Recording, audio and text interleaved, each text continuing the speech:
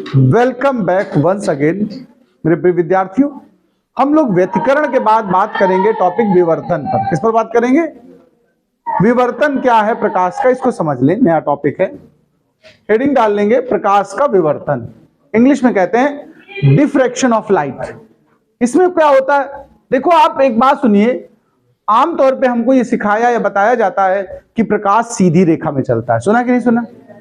सीधी रेखा में चलता है, इसी वजह से तो छाया बनती है प्रकाश की। शैडो बनती कि नहीं बनती?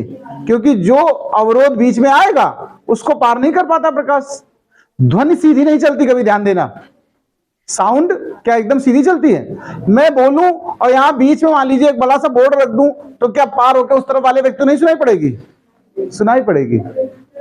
जरा सा कहीं भी आसपास से अगर निकलने का चांस होगा तो साउंड घूम घाम के आ जाएगी। ध्वनि सीधी नहीं चलती एकदम, ध्वनि घूम के भी चलती है, लेकिन प्रकाश सीधा चलता है।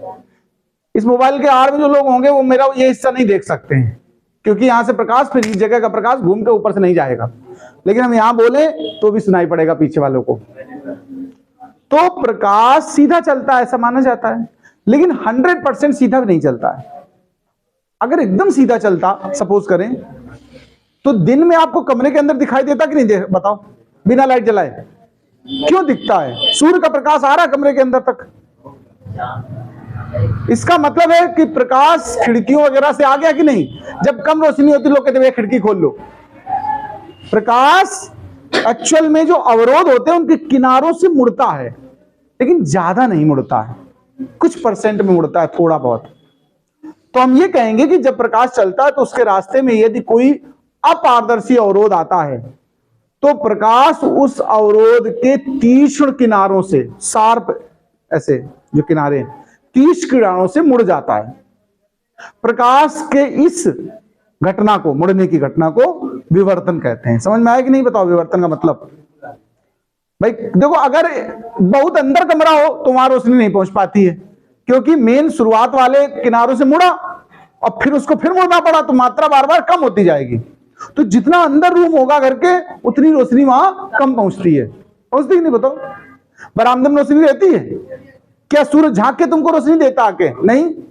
सूर्य की किरणें कहीं दीवार के किनारे से, खिड़की किनारे से कहीं मुड़ जाती हैं और वहां से मुड़ के वहां तक आती हैं, कम मात्रा में आती है। बस ये है, उतनी चटक रोशनी नहीं मिलेगी जितनी खुले आसमान के नीचे मिलेगी, बस इतना फर्क है। तो चलिए यही परिभाषा लिखनी है। लिखिए, प्रकाश की किरणें, प्रकाश की किरणें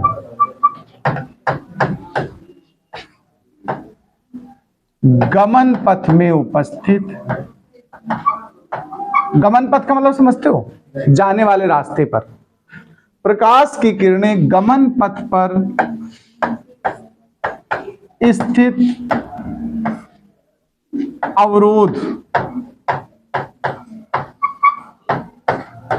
के तीक्ष्ण किनारों से, के अवरोध के तीक्ष्ण किनारों से मुड़ जाती हैं।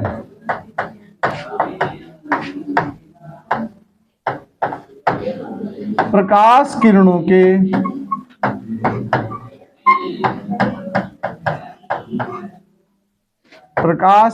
के अवरोध के किनारों से, अवरोध के किनारों से मुड़ जाने की यह घटना, मुड़ जाने की यह घटना प्रकाश का विवर्तन कहलाती है।